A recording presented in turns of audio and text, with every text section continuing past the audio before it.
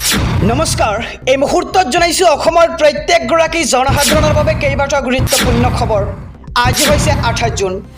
আজিৰ দিনটোতে অসমৰ লগতে ভাৰতবৰ্ষৰ বিভিন্ন প্ৰান্তৰ পৰা কেইবাটাও গুৰুত্বপূৰ্ণ খবৰ যুগুত কৰা হৈছে।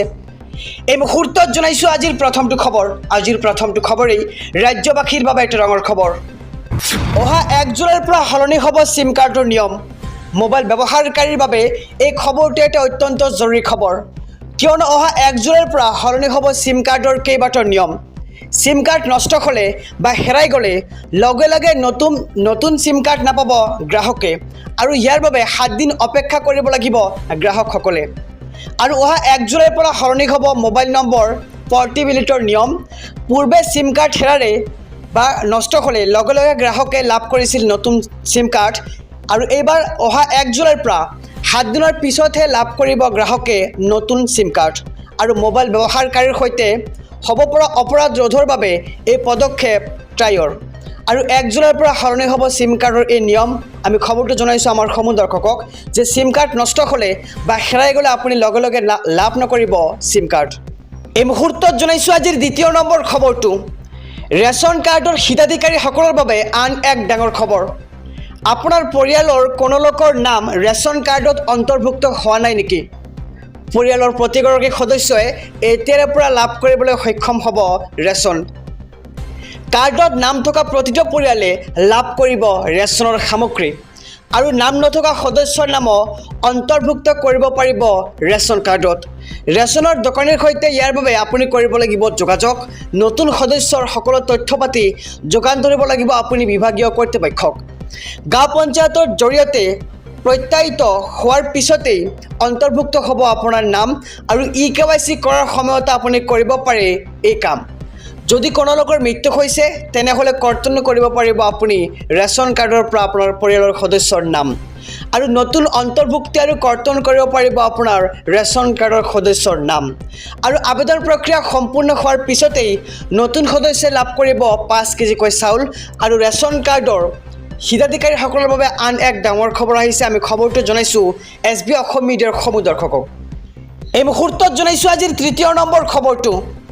আগন্তুক কেইবাদিনলৈকে সাৱধান হওক ৰাজ্যবাসী।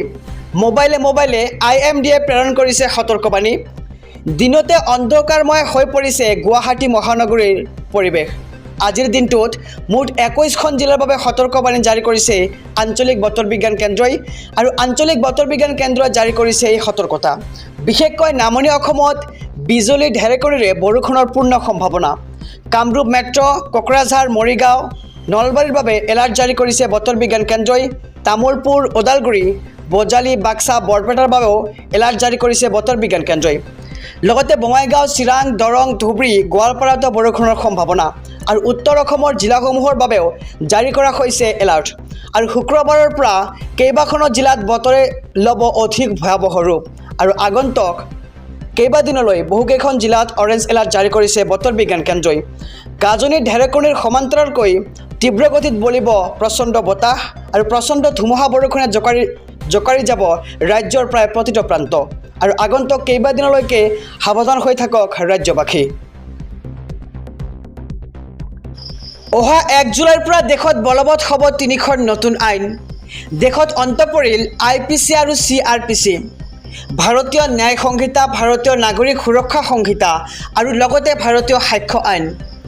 নতুন আইন অনুসৰি গণহত্যাত জড়িতসকলক দিয়া হ'ব ফাঁচী। গণধৰ্ষণৰ ঘটনাত থাকিব মৃত্যুদণ্ডৰ শাস্তি। লগতে পক্সৰ গোচৰত 2 মাহৰ ভিতৰত দিব লাগিব চাৰ্জশ্বীট, আৰু মহিলাসকলে আৰক্ষী থানাত নোযোৱাকৈও দিব পাৰিব FIR। আৰু ৰাজদ্ৰোহৰ ধাৰা 124A ৰূপে সমাপ্ত, আৰু ৰাজদ্ৰোহৰ পৰিৱৰ্তে এতিয়া দেশত থাকিব দেশদ্ৰোহ আইন। পুনৰবাৰ জনাইছোঁ যে অহা 1 জুলাইৰ পৰা দেশত বলবৎ হ'ব 3খন নতুন আইন, আৰু নতুন আইন অনুসৰি আৰক্ষীয়ে দিব লাগিব গ্ৰেপ্তাৰ কৰাৰ তথ্য। কোনো ব্যক্তিক গ্ৰেপ্তাৰ কৰিলে পৰিয়ালক তথ্য দিব লাগিব আৰক্ষীয়ে। লগতে কোনো এটা গোচৰত 90 দিনৰ ভিতৰত কি হ'ল তাৰ তথ্য গ্ৰেপ্তাৰ কৰা ব্যক্তিজনক দিব লাগিব অথবা তাৰ পৰিয়ালবৰ্গক জনাব লাগিব। আৰু হিট এণ্ড ৰানৰ গোচৰত 10 বছৰৰ কাৰাদণ্ড দিয়া হ'ব। লগতে কিশোৰীৰ সৈতে ধৰ্ষণত জড়িত হ'লে যাৱজ্জীৱন কাৰাদণ্ড দিয়া হ'ব। আৰু সন্ত্ৰাসবাদক লৈও দেশত আহি গ'ল কঠোৰ আইন অহা 1 জুলাইৰ পৰা বলবৎ হ'ব এই আইনসমূহ আৰু মানৱ অধিকাৰৰ নামত সন্ত্ৰাসবাদক এতিয়াৰে পৰা দিব নোৱাৰিব নিৰাপত্তা ইয়াৰ উপৰিও আহিছে কেইবাটাও নতুন নিয়ম সকলো ধৰণৰ ডিজিটেল তথ্য আদালতত গ্ৰহণযোগ্য হ'ব